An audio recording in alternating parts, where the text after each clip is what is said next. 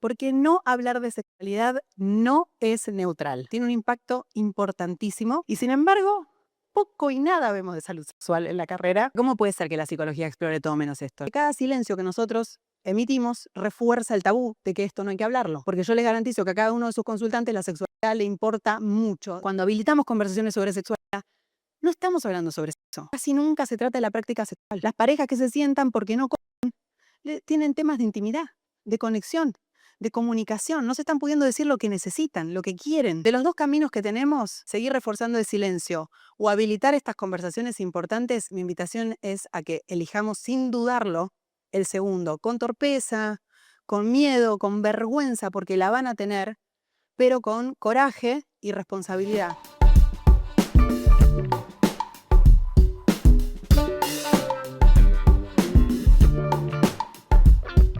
La idea hoy es justamente hablar, como acaban de presentarme, sobre por qué considero y milito, de hecho, activamente esta idea de que la sexualidad es un tema que debería estar en todos nuestros consultorios clínicos, mucho más allá de si deciden o no especializarse en temas de sexología. Es como que a veces se engloba todo dentro de la misma bolsa, pero me encantaría diferenciarlo y convencerles. Voy a dedicarme los próximos 30 minutos a intentar convencerles de introducir las temáticas de sexualidad dentro del consultorio.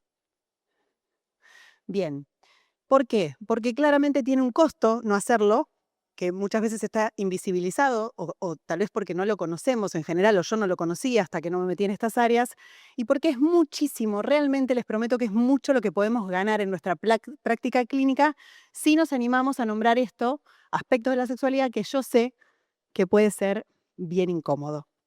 Así que les voy a invitar a empezar con un pequeño ejercicio. Les voy a invitar a que cierren los ojos y sé que hasta ahora esto puede ser problemático, lo sé.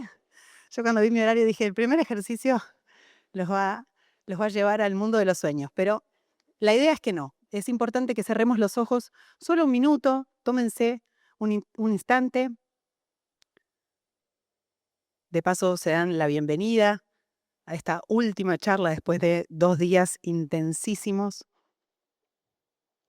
Observen cómo llegan, observen su cuerpo, tomen contacto con la planta de los pies en el piso. Y les voy a invitar a que evoquen una imagen en su mente que tenga que ver con su práctica clínica. Específicamente quiero que se imaginen en el consultorio, en una primera sesión. Si todavía no atendieron, mejor aún, fantaseen con este escenario tan esperado. Están ahí, su consultante, primera entrevista, ya conocen el motivo de consulta, miren sus ojos, obsérvense ustedes cómo está su cuerpo, tal vez haya algo de tensión, las primeras entrevistas un poquito nos incomodan. Observen, imaginen cómo estaría en ese momento su ritmo cardíaco y empiezan a evaluar, idealmente, ojalá todos y todas evalúen en relación a sus patrones de sueño, alimento, sus vínculos sociales. Empiezan a hacer ahí como una especie de anamnesis de diferentes aspectos de su vida que consideran esenciales. Y noten cómo se van sintiendo. Preguntan por consumo de sustancias, una pregunta difícil, impulsividad, por la familia. Creo que todos y todas pueden imaginar ese escenario, ¿verdad? Registren su cuerpo ahora, en este preciso instante. Y ahora van a imaginar nuevamente los ojos de su consultante y que le miran y le dicen: bueno, ahora quiero que me cuentes cuándo fue la última vez que te masturbaste y cómo lo hiciste. Observen la cara, si algo cambia, tal vez noten una tensión inesperada. Y sobre todo, por favor, registren cómo se sienten ustedes, qué notan en su cuerpo al momento de hacer esta pregunta. Para muchos y muchas, acá veo muchas alumnas y amigas sexólogas, este momento será idealmente natural, pero para la mayoría seguramente sea bien incómodo, o así recuerdo yo la primera vez que lo pregunté. Y esa incomodidad que están notando ya es clínica y habla y muestra y refleja lo que yo quiero transmitirles hoy. Pueden volver conmigo. Gracias por la disposición, les di ahí, sonriendo frente a la incomodidad. ¿Por qué me parece esto importante? Porque no hablar de sexualidad no es neutral, ¿ok? No es neutral, tiene un impacto importantísimo que es el que vamos a ver. Ya sabemos que la OMS considera la salud sexual como un derecho humano básico, y acá la mayoría serán psicólogos o estudiantes de psicología. Y sin embargo, poco y nada vemos de salud sexual en la carrera. Diría nada, pero el otro día me invitaron a Favaloro a dar una clase en tercer año de introducción a la sexología, así que ahora digo casi nada. ¿Por qué la OMS la considera tan fundamental? Esto no es errático porque le parece re cool que ahora está de moda hablar de sexualidad y entonces hablemos de esto. Es porque realmente hay mucha evidencia científica que yo la tengo toda a disposición de ustedes, pero no me iba a poner intensa con mi parte nerd para esta charla, pero pueden contactarme y yo se las paso, les prometo toda. Ya está demostrado hace ya muchos años y cada vez hay más evidencia de que la sexualidad impacta directamente, no más o menos o indirectamente, impacta directamente en la autoestima, nuestra identidad, lo cual por ahí es un poco obvio si pensamos a la sexualidad más allá del acto sexual. Yo en muchas primeras clases pregunto, ¿qué les aparece en la mente cuando digo la palabra sexualidad? Y si cierran ahora un segundo los ojos y se prestan esa imagen, lo más posible, lo más probable, por cuestiones de nuestro cerebro, es que ustedes evoquen una imagen que tenga que ver con un acto sexual. Pero la sexualidad es mucho más que el acto sexual, ¿no? Si fueron otras charlas de sexualidad en estos días, esto ya lo deben tener clarísimo. Y me parece que es importante que hablemos de esto y ampliemos el repertorio de lo que decimos como sexual. Pero la identidad es algo que más o menos lo tenemos, creo, en nuestro bagaje, en nuestro repertorio de los aspectos sexuales.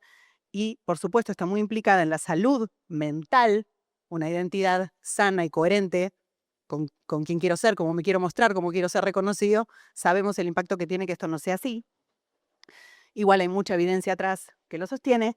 En los vínculos, la sexualidad tiene mucho que ver con la forma que nos vinculamos y también en el bienestar general. Y para bienestar general usan un montón de indicadores que no quiero ahora caer en ellos, pero no tienen nada que ver con cómo veo mi cuerpo y cómo me siento en mi cuerpo, sino realmente con cómo me relaciono en mi área laboral, por ejemplo, o si me presto más al autocuidado o no en términos de salud general, ¿ok? Entonces es fundamental. Y otra cosa que es interesantísima para mí como clínica, yo soy terapeuta conductual contextual, y es increíble cómo cuando trabajamos con la sexualidad, que está relacionada con el contexto de vida de la persona, podemos abordar desde un ámbito de trabajo que suele ser muy divertido y lúdico porque, digamos, la sexualidad nos interesa a todos y todas, ¿no? Es como, sí, está ahí. Yo digo que soy sexóloga y la gente me hace 4 preguntas una atrás de la otra. Es que casi que mi mejor carta de presentación de mi vida. Es increíble. Entonces nos permite abordar el campo emocional, de nuevo, cómo se relaciona, pero no solamente quién le interesa, no solo sobre su orientación sexual, sino también cómo pone límites, qué cosas avala por miedo al rechazo, por miedo al abandono. Cuando abrimos temática de sexualidad, realmente podemos conocer el mundo interno de nuestro consultante de una manera mucho más completa. Y ahí puse significados, relación con el propio cuerpo. Bueno, ya les digo, cada uno de estos ítems es un paper. Y acá un poco lo sistematicé en las áreas implicadas, que las vengo nombrando: identidad y pertenencia, vínculos y apego, emociones, salud física. Y hay una última que me parece importante, que es la de valores y agencia. Identidad, ya sabemos, tiene que ver con la orientación sexual, quién me convoca, cuál es mi estímulo sexual efectivo. Si yo soy hetero, una persona de mi mismo sexo y género probablemente, y o género, no me va a atraer sexualmente. Entonces mi orientación sexual tiene que ver como a quién me oriento para vincularme, la forma del cortejo y sexo afectivamente. Ahora, el género y la identidad tiene que ver con cómo me siento en mi cuerpo, cómo quiero ser reconocida por el mundo. y esto es fundamental, impacta directamente en la autoestima, en nuestra autoimagen corporal también, cómo me siento en mi cuerpo, pero ahora ya en un sentido también funcional, cómo me veo, cómo creo que soy vista por las demás personas, que no muchas veces coincide, porque en nuestra mente se fusiona con pensamientos que no necesariamente son amables y eso me hace hacer cosas que a veces me alejan de lo que verdaderamente quiero hacer.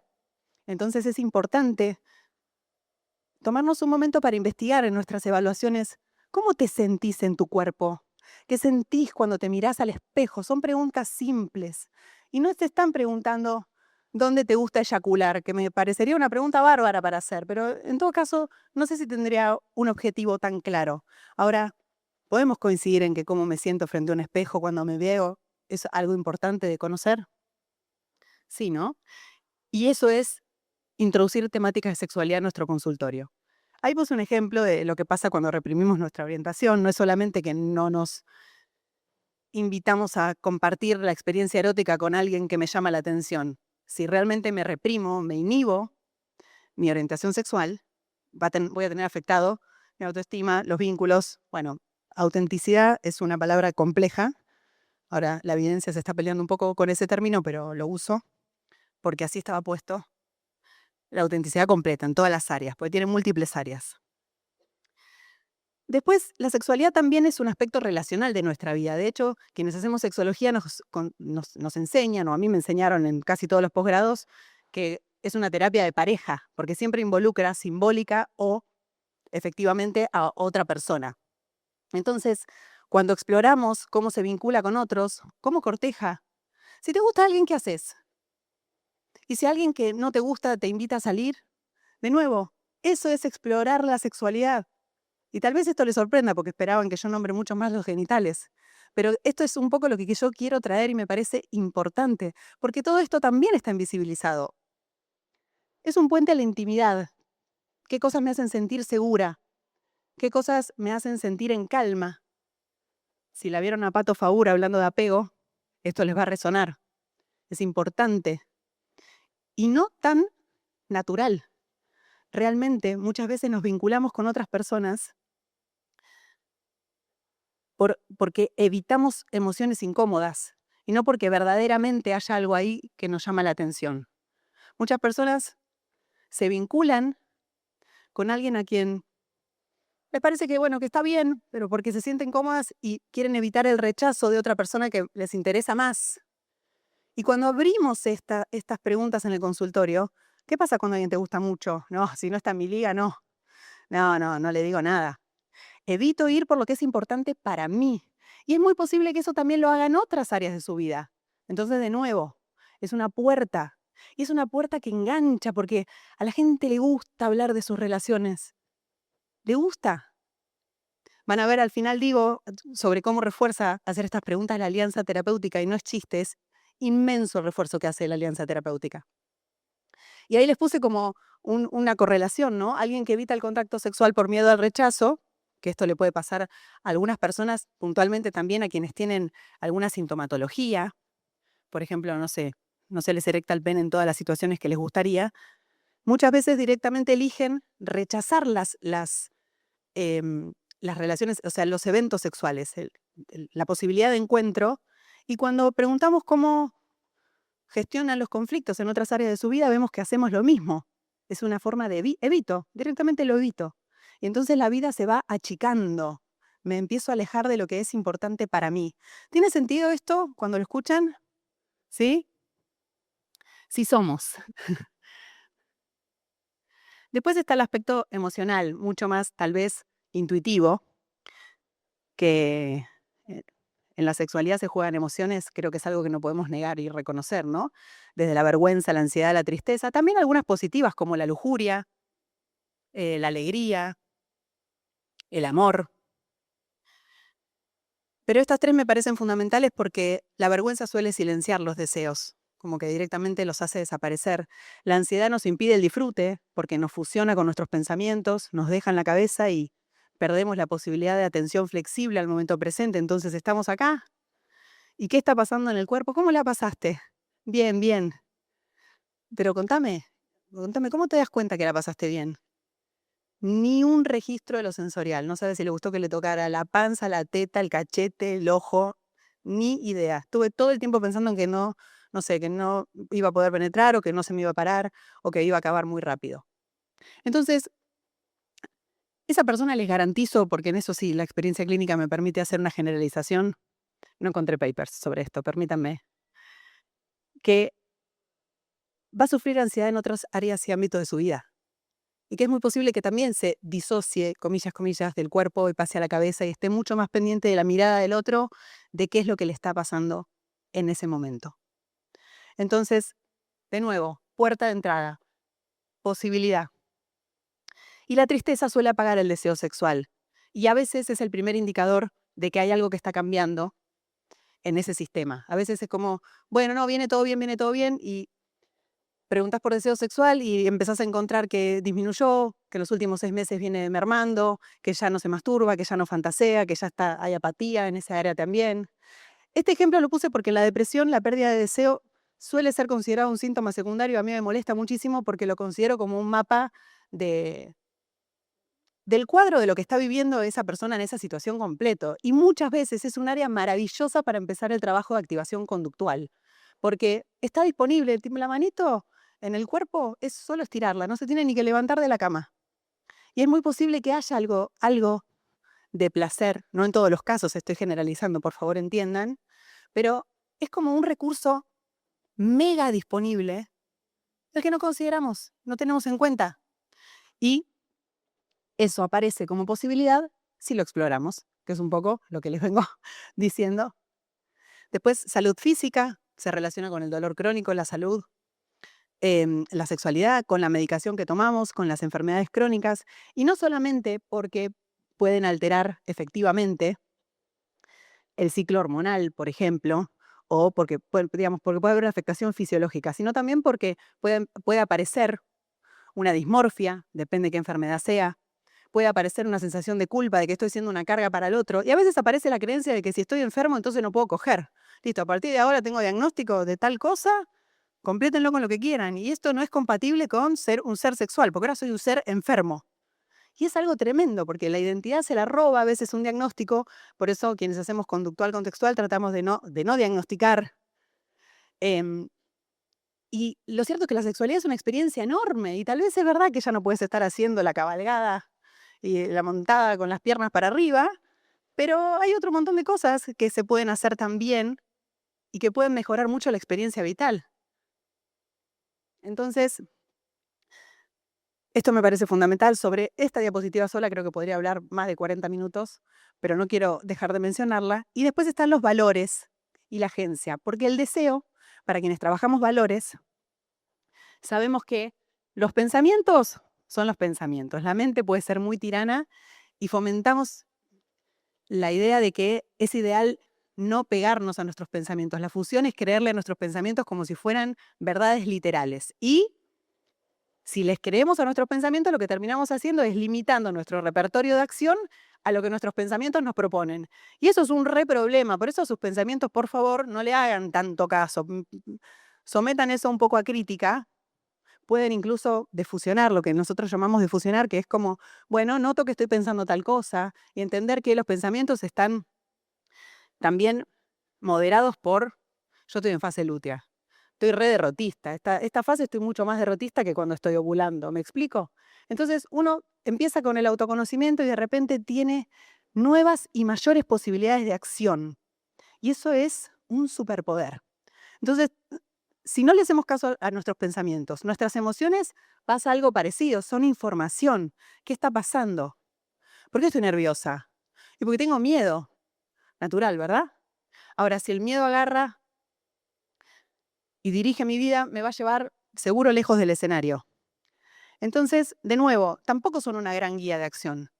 Nosotros lo que tratamos es de identificar que nuestro consultante pueda construir valores. ¿Cómo quiere que se vea su vida? ¿De qué quiere que se trate su vida? Casi como un relato. ¿Hacia dónde quiere dirigirse? Yo quiero ser una persona que divulga responsablemente, que habla de estas cosas, más allá de mi miedo, más allá de mi vergüenza, y entonces acá estoy. Y esta es mi acción comprometida. En la sexualidad también hay un montón de valores que se juegan. Ahí yo nombré algunos como, no los nombré, pensé que los había puesto, no los puse. La libertad, vivir con libertad, explorar el juego, ser alguien que curiosea, que se permite curiosear y vivir nuevas experiencias. La sexualidad te permite, no solo en la sexualidad, si sos alguien curioso, tal vez también te tirás de un paracaídas o vas a una sala de escape, pero probablemente, no sé, puedas entrar en alguna página, conocer personas que se dedican a algunas prácticas. Estás haciendo acciones comprometidas relacionadas con eso. Entonces, de nuevo, nos permiten explorar qué le motiva a esa persona para vivir. Y les juro que las conversaciones que salen cuando hablamos de valores relacionados con la sexualidad son espectaculares, porque la mente humana a veces es tirana y a veces es fantástica. Y ahí es importante no juzgar, porque se pueden llevar sorpresas. Em, y después también nos permite trabajar con acciones comprometidas, y en las acciones comprometidas ya pensamos más en asertividad, puesta de límites. Ahí yo puse un ejemplo de alguien que por ahí, bueno, se decide a no tener sexo si no hay conexión emocional y entonces se deja de involucrar en prácticas que no le interesaban en realidad, pero como hay que tener sexo casual, porque cuando no actuamos desde valores, actuamos desde reglas sociales. Y ahí todos, Noé de Benedetto ayer dio una, ¿dónde estás, Noé? Ahí, dio una charla sobre tiktokenización de las prácticas sexuales y lo que veíamos eran todos los nuevos mandatos que hay ahora en relación a cómo tiene que ser el sexo. Y ella contaba cómo llegan sus consultantes como con las nuevas reglas, las nuevas normas, que tal vez ya no sean, sea una carmelita descalza y no tengas sexo hasta el matrimonio, pero ahora sean tener tríos, coge mucho, no sé, ¿cómo que todavía no practicaste BDSM? Y termina siendo más de lo mismo, chiques. Es como, es más de lo mismo, le cambiamos la cara. Y eso para mí es importante que lo sepamos y que lo notemos. Entonces, la sexualidad no es un compartimento estanco. Espero ya, voy a seguir convenciéndoles, pero es tremendo que esto quede afuera. Es un hilo conductor que atraviesa identidad, cuerpo, mente, vínculos, valores, decisiones y mucho más. Y para mí, si la dejamos afuera, estamos dejando afuera una parte fundamental, enorme, de la vida humana. Y aún con eso, este dato me dolió, porque no pensé que era tan poco. Aún con eso, lo que la evidencia muestra es que menos del 30% de los terapeutas preguntan por aspectos relacionados con la sexualidad a sus consultantes. Y yo el paper me lo leí entero porque dije, debe referirse a coito. No, coito es la penetración, que muchas veces es a lo que se reduce la sexualidad. Pero no, en el paper, que es muy bueno, habla de fantasía, frecuencia masturbatoria, creencias relacionadas con la sexualidad. O sea, menos del 30% de terapeutas pregunta por cualquier aspecto relacionado con la sexualidad. Y yo no quiero ser hipócrita, porque hasta que hice mi primer posgrado de sexología, tampoco lo hacía. Así que me parece que es como algo que mínimamente nos debería llamar la atención, porque estamos acostumbrados y acostumbradas a hacer preguntas difíciles, ¿no? O sea, hablamos de la muerte con nuestros consultantes, hablamos de consumo de sustancias que a veces hacen cosas que uno dice, wow, qué privilegio esta ventana, y a la vez qué tremendo. Em, pero lo cierto es que esto no es casualidad, digamos, de nuevo, no es mala voluntad, porque en realidad, ¿qué lugar tiene la sexualidad y el placer en la vida moderna? Nos parece que ocupa un lugar enorme, pero si nos ponemos a mirar un poco más con detenimiento, hace 2 días que tiene un lugar más o menos justo y responsable, porque durante siglos estuvo regulado por el discurso religioso y médico normativo que patologizaba cualquier tema vinculado con el placer. Y después, en la década del 60, llegó la visibilización, la hipervisibilización de la sexualidad con el hipismo, y eso trajo, si bien le estamos muy agradecidas, eso trajo una hipervisibilidad, pero que no tenía un marco, no había una ESI que nos permitiera determinar cuál era el sexo saludable o cuáles eran prácticas saludables. De hecho, la gente no se cuidaba, vinieron todas las cuestiones de enfermedades de transmisión sexual de las que todavía hoy sufrimos las consecuencias. No había como un marco clínico que permitiera abordar eso. Y como no había un marco clínico responsable, quedaron los estereotipos. Y los estereotipos todavía los manejamos, los tenemos en nuestras creencias hoy. Clásicos estereotipos. Mostrate deseante porque era re cool, pero no tanto, porque acordate que tu vieja o vos misma hace 10 años eras una carmelita descalza. Disfrutá pero que no se note, tené pareja pero sé libre, este es un poquito más nuevo. Sé auténtico pero encajá.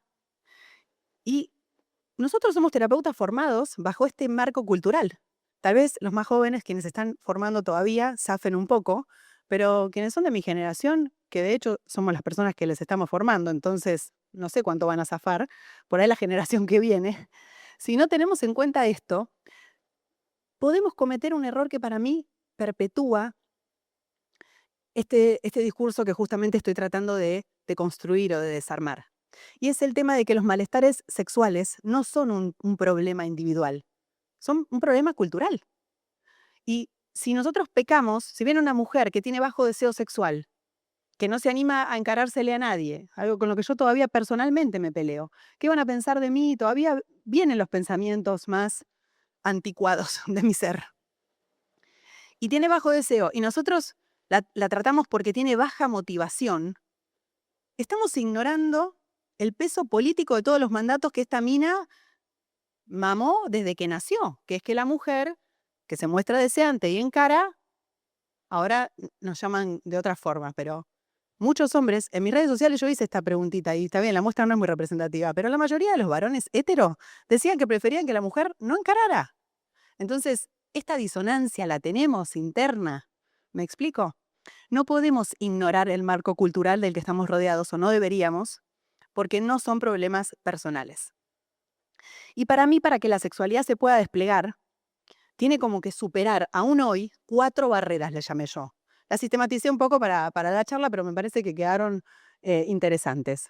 Mis colegas me pueden después dar su feedback en relación a esto, porque la sexualidad no necesita ser creada. Nacemos, somos concebidos en un acto sexual, nacemos a través de un acto sexual, el parto el embarazo, la gestación y el parto son actos sexuales, y somos seres sexualizados todos los días de nuestra vida. Y por exceso o por omisión, la sexualidad siempre es algo que nos convoca. Ahora, hay 4 fuerzas que la inhiben, digo yo. La primera es la cultural, un poco de la que venimos hablando. Esa voz que ya nos habla desde chiquitas, chiquitos, que ahora se perpetúa en los medios de forma masiva, porque antes por lo menos había un control, no sé, Telefe a las 10 de la noche ya te recomendaba que no vieras más. Pero ahora el algoritmo de lo que ven nuestros hijos. Ayer encontré una conversación de mi hijo con ChatGPT que no sabía que había tenido. Por suerte me queda en la memoria. Y eso que trato de ser obse y cuidadosa, pero quiero decir, se nos escapa cuál es la información a la que están accediendo. Entonces, primero está la barrera de lo cultural. Los mandatos desde casa, desde los medios y también desde las formaciones. Después está nuestra propia mente, esta mente de las que ya le hablé, que se fusiona con los pensamientos, que me dice que si no deseo, seguro tengo un problema médico y tengo que ir a la sexóloga. Con suerte cae en alguna de nosotras y con mucha mala suerte cae en alguna de las tradiciones y empiezan unos tratamientos que no están buenos. O si hay otras fusiones que son más sutiles, como si fantaseo pensando en alguien que no es mi pareja, es porque no le quiero más. Y entonces caen al consultorio de pareja y empiezan un tratamiento de pareja cuando no quiero juzgar a nadie, pero ojalá nadie se juzgue a sí mismo por fantasear con alguien que no sea su pareja, es lo más saludable del mundo para la pareja. Y sin embargo se puede empezar un tratamiento con eso. Después está el miedo al juicio o al rechazo, que es el aspecto más emocional, otra de las barreras que hay que atravesar para que la sexualidad se despliegue. Y esto está muy ligado a nuestra historia de aprendizaje. Si me hicieron bullying efectivamente y me dijeron que mi cuerpo era una cagada, después no me quieran convencer de que mi cuerpo está bárbaro y todos los hombres me van a querer y las mujeres me van a desear. Porque voy a tener esa barrera, de nuevo, estas son barreras más a nivel inconscientes, que se pueden rápidamente mostrar en el consultorio, pero hay que tener claro que estas barreras inciden, que no son una cuestión de voluntad, ponele onda, mira los 5 minutos de porno por día. Es que hay un tratamiento que es así. Eh, Hay que tener en cuenta todo lo que puede pasar cuando a alguien se le activa eso. Y después están los contextos que no invitan, porque nos pedimos que la sexualidad se nos despierte, se nos active, el deseo, estoy hablando en este caso en particular, en contextos en los que no da, no da. Me pido seguir deseando a mi pareja en mi casa 10 años más tarde cuando tiene la yoguineta puesta y voy a la sexóloga y le digo, es que ya no me gusta, y no se baña, no se afeita, no se cambia la ropa y pretenden coger como hace 10 años y no va a pasar. Es un problema del contexto, pero ahí sí del contexto literal de lo que está pasando. Y si estoy acostumbrada a complacer Tal vez un día me doy cuenta de que, y hago una buena terapia y hago atención flexible en el momento presente y empiezo a reconocer las sensaciones de mi cuerpo y un día salgo con alguien y me doy cuenta que no me pasa. Y no es que tenés un problema, es que reconociste que ese contexto no era para vos. Enhorabuena. Entonces, son muchas las capas, las barreras, acá las llamé, le fui cambiando el nombre, no fui muy sistemática.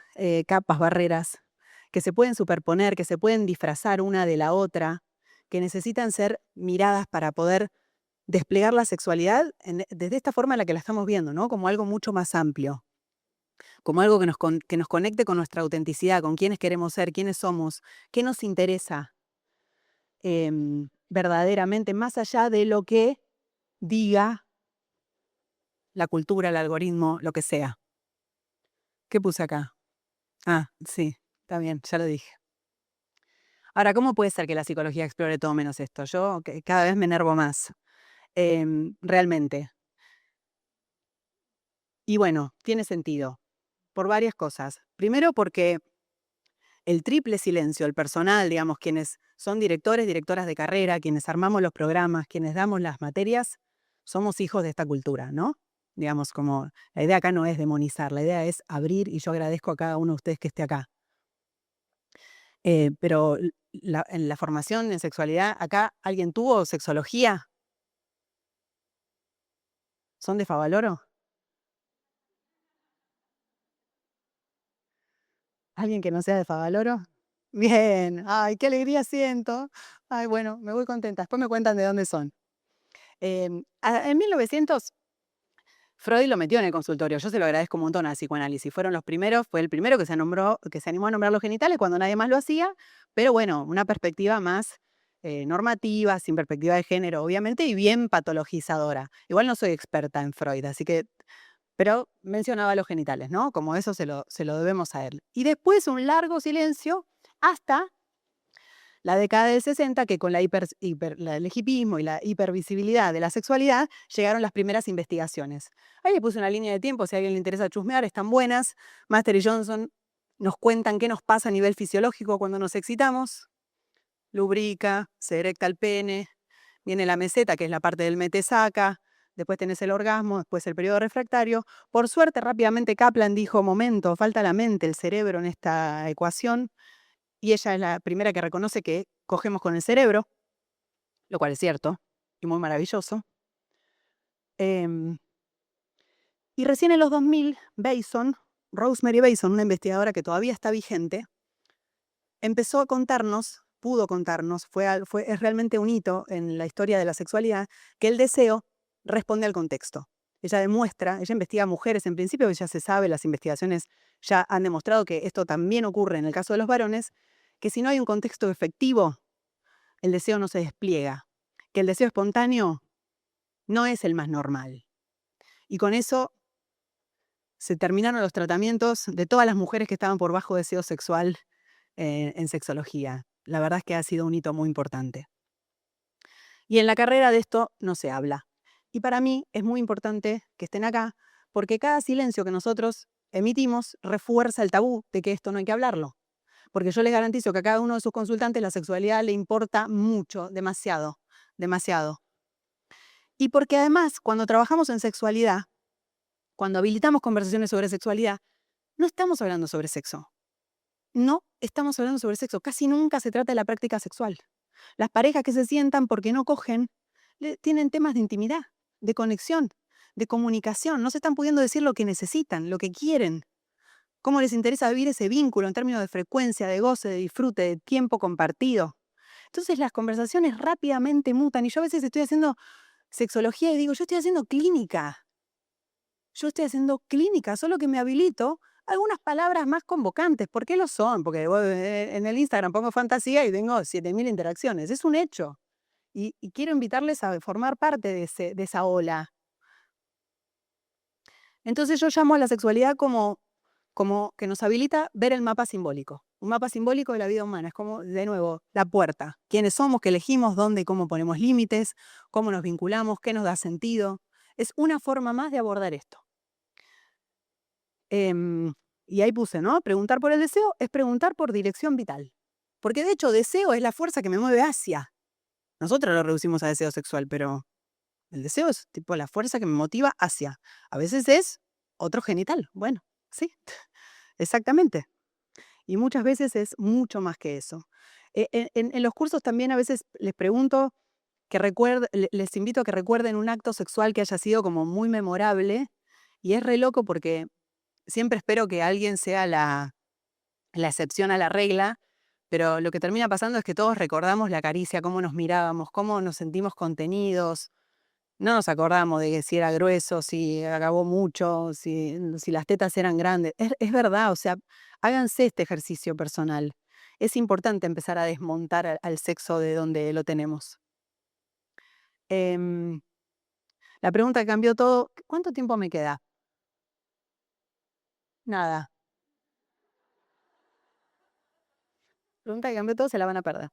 Bueno, les voy a dejar un tip, que es que para empezar a hablar de sexo, introduzcan una pregunta puente, porque puede ser muy disruptivo para nuestro consultante que de repente si nunca le preguntaron nada de sexualidad, lo hagamos. Y las preguntas puentes desdramatizan y normalizan un montón. Así como me interesa tu descanso y tus emociones, también quiero saber cómo vivís tu intimidad o tu deseo. Por ejemplo, acá se las dejo. ¿Van a tener la presentación? ¿Yo se las puedo mandar la presentación? ¿Sí? ¿La tienen?